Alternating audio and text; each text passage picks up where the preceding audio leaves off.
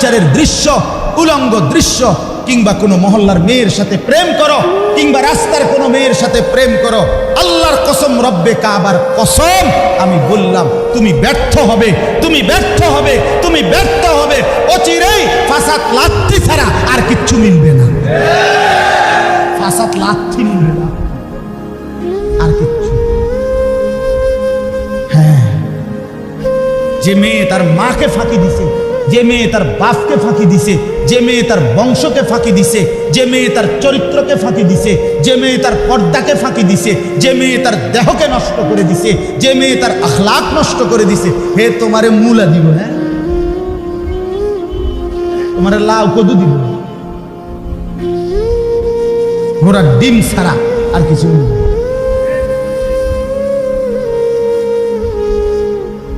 হ্যাঁ, যেন দয়া করে বোঝা দরকার, ফিকির চাই ভাইয়া, নীরবে ভাবা দরকার, জিন্দিগি যেন নষ্ট না হয়। বলেন ইনশাআল্লাহ। কোরআনুল কারীমে আল্লাহ বলছেন, ওয়ালা তুলকু বিআইদিকুম ইলা তাহলুকা। আল্লাহ বলেন, আমার বান্দা নিজের হাতে নিজেকে ধ্বংস করে না। আল্লাহ বলছেন, নিজের হাতে নিজেকে কি করো না, ধ্বংস করো না, নিজেরে নিজে বরবাদ করে দিও না। তুমি বন্ধু ভালো না হলে আমি তো বলতেই পারবো শুধু, কিন্তু তুমি হিম্মত না করলে বদলাবে কি? আমার শায়েখ, আমার ঢালকানগর হযরত আরিফ বিল্লাহ হযরত মাওলানা শাহ আব্দুল মতিন বিন হুসাইন হযরত দামাত বারাকাতুহু এই মাসের ইসলাহি মজলিসে গত বৃহস্পতিবার আমিও ছিলাম হযরতের মজলিসে।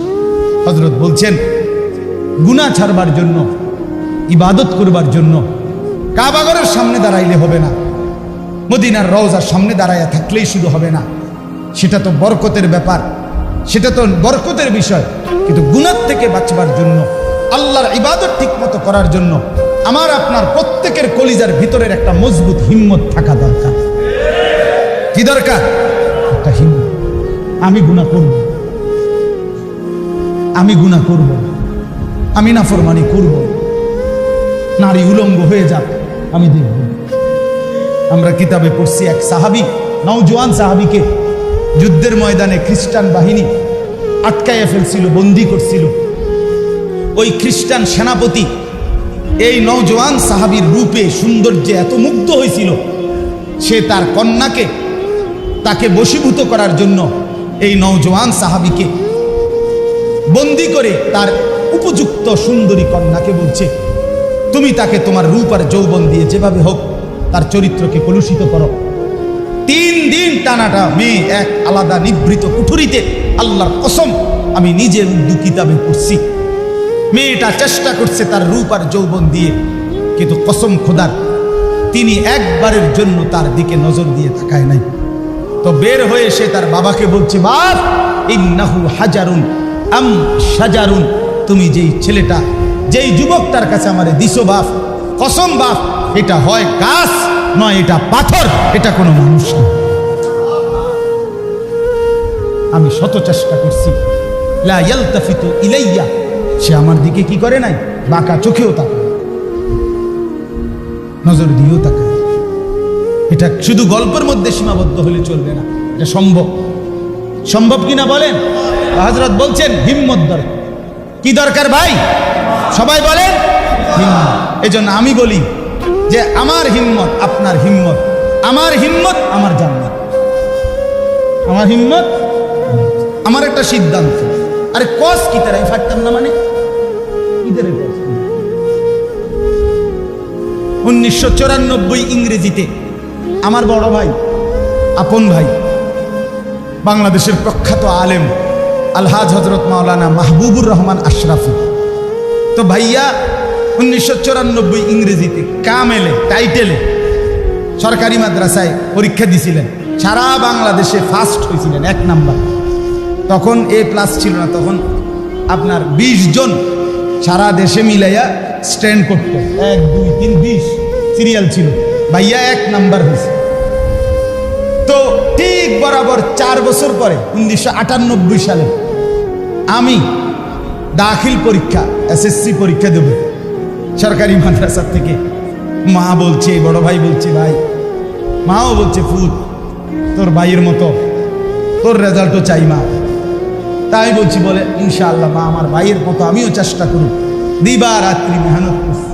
মনে একটা সিদ্ধান্ত ছিল যে আমার ভাই পারলে আমি পারবো না কেন। আলহামদুলিল্লাহ 4 বছর পরে 1998 সালে দাখিলে আমিও সারা বাংলাদেশে ফার্স্ট হয়েছি, 1 নম্বর।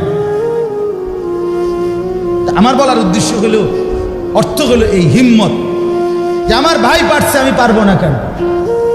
আমরা যদি সিদ্ধান্ত নেই যুবক ভাইয়া বাপ আপনার গুনাহ যদি করতে পারলাম তো এটাই প্রমাণ করে গুনাহ ছাড়তেও পারবো, ঠিক কিনা বলেন না কেন?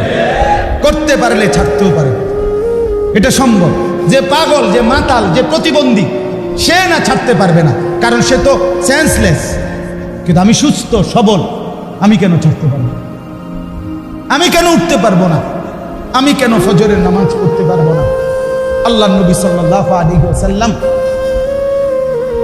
রবিউল আউয়াল মাসে, এই যে মুহররম মাস শুরু হলো, সফর রবিউল আউয়াল, আমার ভাই কথাটা মনোযোগ দিয়ে শুনেন।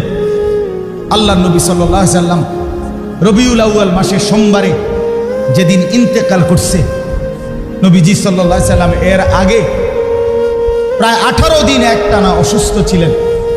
23 ওয়াক্ত নামাজ নবীজি জামাতে ইমামতি করতে পারে নাই। সর্বশেষ 23 ওয়াক্ত নামাজ হযরত আবু বকর সিদ্দিক রাদিয়াল্লাহু তাআলা আনহু সাহাবী কারামকে নিয়ে ইমামতি করে নামাজ পড়াইছেন ইন্তেকালের আগে। তো শেষ সোমবারে যেদিন নবী ইন্তেকাল করে, সেদিন ফজরের নামাজে সাহাবায়ে কেরাম মসজিদের মধ্যে ভরপুর আসছেন। হযরত আবু বকর সিদ্দিক এরকম ইমামের জায়গায় দাঁড়াইছেন। ঠিক এই টাইমে আল্লাহ নবী সাল্লাল্লাহু আলাইহি সাল্লাম প্রচন্ড অসুস্থ, মাথা তুলতে পারছেন না। আম্মা জান আয়েশা, নবীর বিবি আয়েশা রাদিয়াল্লাহু তাআলা আনহার কামরা হুজরার মধ্যে নবীজি থাকতেন। এরকম মনে করেন জানালা, এই পাশে এই যে জানালার সাথে যে রুমটা বা এটাই ছিল হুজরা। তো আল্লাহ নবী সাল্লাল্লাহু আলাইহি সাল্লাম আয়েশা রাদিয়াল্লাহু তাআলা আনহাকে বললেন ফজরের ওয়াক্তে, কোন ওয়াক্তে বলেন, আয়েশা তুমি আমারে কোনুর মধ্যে ঠেস দিয়া আমারে বসাও, আর আমার ঘরের হুজরার পর্দা সরায় দাও, আমি আমার সাহাবীদেরকে দেখব। তো আম্মা জান আয়েশা রাদিয়াল্লাহু তাআলা আনহা কোনুর মধ্যে হেলান দিয়ে ঠেস দিয়ে নবীজিকে বসাইছেন, হুজরার পর্দা সরায় দিছেন। আল্লাহ নবী সাল্লাল্লাহু আলাইহি ওয়াসাল্লাম তাকিয়ে দেখছেন পুরা মসজিদ ভরা ফজরের নামাজে সাহাবায়ে কেরাম, আবু বকর সিদ্দিক ইমামের জায়গায় দাঁড়ানো। নবীজি সাল্লাল্লাহু আলাইহি সাল্লাম চোখের পানি ফেলে বললেন, আয়েশা আমার হুজরার পর্দা মিলায় দাও। আর বললেন, আয়েশা আমার 23 বছরের মেহনত সার্থক। আয়েশা আমি এই 23টা বছর পাথরের আঘাত সয়েছি তায়েফে, 14 দিন পেটে পাথর বেঁধেছি, 3 মাস আমার ঘরের চুলায় আগুন জ্বলে নাই, আমি দাঁত শহীদ করেছি, আমি রাত নাই দিন নাই কেঁদেছি উম্মতের জন্য, সারা রাত তাহাজ্জুদে দাঁড়ায় থাকছি, সারা রাত পাপী উম্মতের জন্য কেঁদেছি। আমার সমস্ত মেহনত আজকে সার্থক, আমি আমার উম্মতকে ফজরের নামাজে মসজিদ ভরা দেখলাম। আল্লাহর কসম ভাইয়া, আমি নিজে আসসিরাতুন নববিয়্যা কিতাব সৈয়দ আবুল হাসান আলী আন-নদভী রাহমাতুল্লাহর লিখিত কিতাব, এই কিতাবে পড়ছি এটা। আল্লাহ নবী তখন বললেন, আয়েশা আমার সার্থক, আমার 23 বছরের মেহনত সফল, আমার উম্মত ফজরের নামাজ ভরপুর। এরপরেই আল্লাহ নবী সাল্লাল্লাহু আলাইহি ওয়াসাল্লাম 2 হাত আসমানে তুলে বলছেন, আল্লাহুম্মা রফিকাল আ'লা, আল্লাহ আপনি পরম বন্ধু আমার, আমি আপনি বন্ধুর কাছে এবার যেতে চাই, আমি আপনার কাছেই যেতে চাই। মাওলা আপনি বন্ধুর কাছে আমাকে নেন। আমার মেহনত, আমার কোরবানি, আমার শ্রম, আমার কষ্ট, আমার পরিশ্রম, আমার মেহনত, আমার রক্ত, আমার ক্ষুধার কষ্ট, সব কিছু আমি পূর্ণতা দেখলাম, আমি এবার আপনার কাছেই যেতে চাই।